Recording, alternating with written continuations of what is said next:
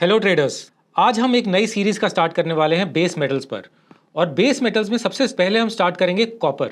Copper एक बहुत ही interesting industrial metal है जिसमें ज़्यादातर फैक्ट्रीज, ज़्यादातर कंपनीज, सब लोग पार्टिसिपेट करते हैं, not only the retail traders by the वे।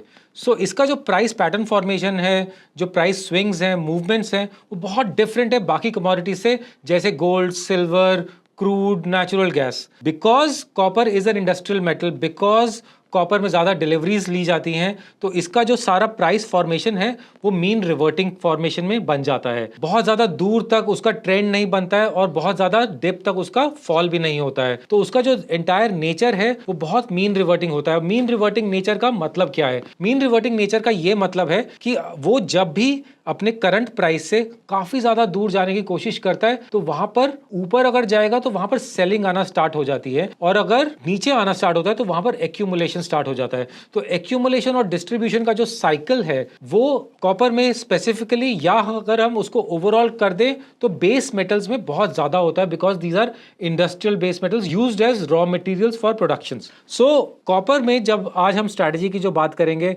वो एक प्राइमरीली मीन रिवर्टिंग स्ट्रैटेजी होगी। सो मीन रिवर्टिंग स्ट्रैटेजी का एग्जैक्टली यही मतलब है, जब वो अपने करंट प्राइस से काफ़ी ज़्यादा दूर जाने की कोशिश करता है तो वहाँ पर या तो एक्यूमुलेशन आता है या डिस्ट्रीब्यूशन। तो उसका एक साइकिल बनता रहता है। So will come to Dhan charts and यहाँ पर हम कुछ 2-3 इंडिकेटर्स ऐड करेंगे which can help us understand the mean reverting nature and the accumulation and the distribution phases of the base metal copper. So सबसे पहले हम ऐड करेंगे money flow index. So money flow index एक बहुत ही ज़्यादा फेमस इंडिकेटर है। It is basically RSI multiplied by volume. What money flow index is telling us is कि जो अभी का जो प्राइस है वो पुराने प्राइस से ज़्यादा स्ट्रॉन्ग है या ज़्यादा वीक है। तो वो पहले के प्राइसेस के कंपैरिजन में वीकनेस हो रही है या स्ट्रेंथ है, and then it multiplies the volume. So उसका एक एक्यूमुलेशन और डिस्ट्रीब्यूशन इम्पैक्ट भी उसमें एम्बेड हो जाता है, उसमें इन्वॉल्व हो जाता है, उसमें एब्जॉर्ब हो जाता है। So money flow index not only checks its strength as per its prior price but also checks the volume of it। तो ये हमारा एक पहला इंडिकेटर रहेगा मनी फ्लो इंडेक्स, जिसमें हमें एक्यूमुलेशन और डिस्ट्रीब्यूशन के फेजेस समझ में आते रहेंगे in the base metal copper. जो हम सेकेंड इंडिकेटर ऐड कर रहे हैं, एक्चुअली आज हम 3 इंडिकेटर्स ऐड करेंगे ताकि एक हमारा होलिस्टिक रोबस्ट ट्रेडिंग सिस्टम बन जाए। जो सेकेंड इंडिकेटर हम ऐड करने वाले हैं वो है कमोडिटी चैनल इंडेक्स। अब कमोडिटी चैनल इंडेक्स एक थोड़ा सा पुराना इंडिकेटर है लेकिन एक बहुत ही अच्छा इंडिकेटर है। What commodity channel index is telling us is copper पर जो एक एक्सपोनेंशियल मूविंग एवरेज चल रहा है उससे परसेंटेज डेविएशन ऊपर या नीचे जहां पर भी जा रहा है तो वो एक पर्टिकुलर हमें बैंड दिखा देता है। सो फॉर इंस्टेंस हम अगर कमोडिटी चैनल इंडेक्स में जाकर what we have to do is कि हमें यहाँ पर 200 और -200 करना है और इसके बाकी हमें प्लॉट को कुछ चेंज नहीं करना है। So what we are keeping is that इसमें एक 20 SMA है और 20 SMA के 20 मूविंग एवरेज का जो है उसके परसेंटेज डेविएशन को वो बैंड में प्लॉट कर रहा है। जब एक परसेंटेज डेविएशन ऊपर की तरफ जा रहा है या परसेंटेज डेविएशन नीचे की तरफ जा रहा है, so this is the second way of understanding कि प्राइस अपने मीन से कितना दूर जा रहा है। As I said in the beginning कि हम इसको मीन रिवर्टिंग स्ट्रैटेजी बनाने वाले हैं, मतलब ये मीन तक वापस आ जाता है। एक परसेंटेज मीन के डेविएशन के बाद it always comes back to the mean, and that is what CCI tells us कि वो अपने EMA से, अपने SMA से कितना दूर है, अपने मीन से कितना दूर है। इस केस में SMA है, आप वो SMA को EMA भी कर सकते हो, WMA भी कर सकते हो। The point is the moving average becomes the mean and these +200 and -200 become the bands। so वो bands पर जब जाता है तो हमें समझ में आ जाता है अपने moving average से, अपने mean से काफी दूर जा चुका है, deviate कर चुका है और ये वापस mean पर आ सकता है। so this is our second indicator। the third indicator is ADX, average directional index।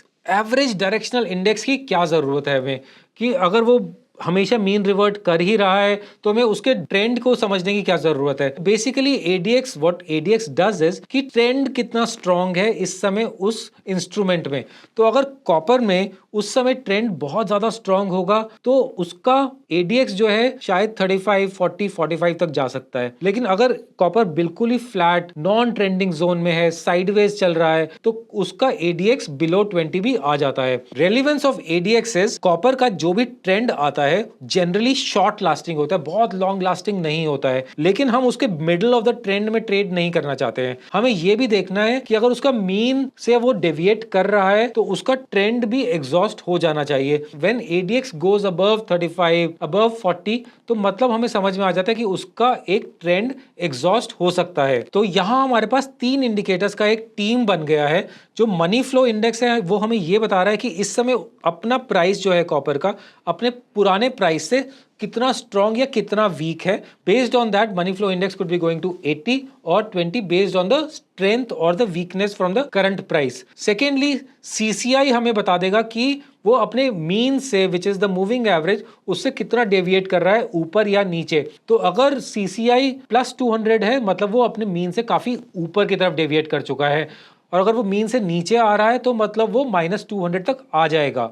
अब इन बोथ दीज केसेस वो चाहे वो +80 की तरफ जा रहा है मनी फ्लो इंडेक्स या +200 की तरफ जा रहा है CCI या -200 की तरफ CCI जा रहा है और मनी फ्लो इंडेक्स 20 की तरफ आ रहा है, in both these scenarios ADX का जब ट्रेंड एग्जॉशन होता है वो 35-40 के ऊपर हो जाता है। जनरली वो कभी कभी 50 तक भी जाता है लेकिन 35 के ऊपर एग्जॉस्ट करना स्टार्ट कर देता है in the case of copper that we have seen. So what are general assumption will be कि एक ट्रेंड है वो चाहे वो ऊपर की तरफ जा रहा है या नीचे की तरफ आ रहा है, एग्जॉशन जब होगा और एक एक्सटेंट तक पहुंच चुका होगा तब हम जाके उसका मीन रिवर्टिंग ट्रेड करने वाले हैं। So now let's understand this with some trades. हम कॉपर का नवंबर का एक्टिविटी समझते हैं।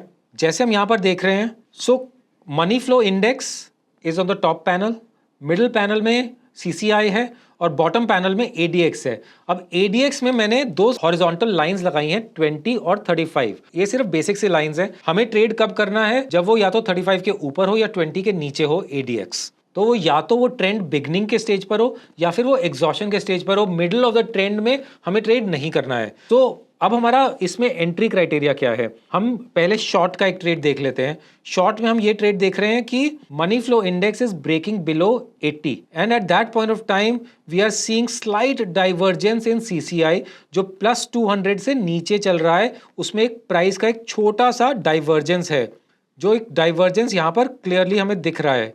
Small divergences are possible with money flow index and CCI, लेकिन हम इन दोनों चीज़ों को डाइवर्जेंस के लिए ले सकते हैं। सो बेसिकली एक बार CCI वो डेविएट किया और +200 तक गया, उसके बाद जो है CCI ने थोड़ा सा प्राइस डाइवर्जेंस दिया and after that money flow index crossed below 80।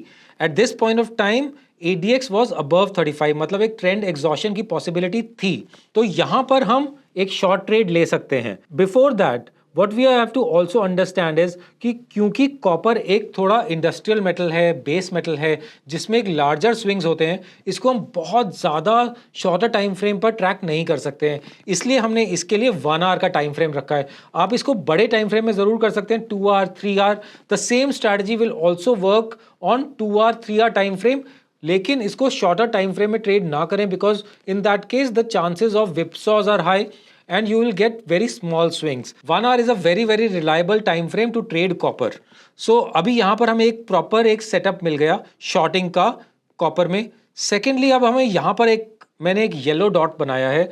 आप येलो डॉट देख सकते हैं कि येलो डॉट का इसमें इंपॉर्टेंस क्या है कि मनी फ्लो इंडेक्स तो ब्रेक कर रहा था लेकिन CCI अपने एक्सटेंट तक नहीं पहुंचा था और ADX भी अपने 20 के नीचे था। लेकिन क्योंकि CCI अपनी कंडीशन पूरी नहीं कर रहा था, हमें अपनी कंडीशंस डाइल्यूट नहीं करनी है। अगर हमारी तीनों कंडीशंस मैच नहीं कर रही हैं तो हम ट्रेड नहीं करेंगे। Now let's just look at a long trade. In this case copper came down और इस केस में क्या हुआ है कि हमें मनी फ्लो इंडेक्स को लेकर एक स्मॉल डाइवर्जेंस मिला।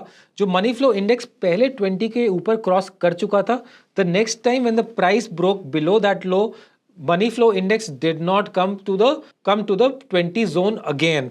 उस केस में हमें एक प्राइस डाइवर्जेंस मिला मनी फ्लो इंडेक्स का। CCI केम टू -200, उसकी कंडीशन मेट थी। और third condition ADX was also below 20। तो trend was totally sideways, trend could be taking a new form. In that case we entered. The only dilution of condition is the divergence. तो वो dilution नहीं है in oscillators, divergences are very normal. तो अगर डाइवर्जेंस है तो वो टोटली एक्सेप्टेबल है।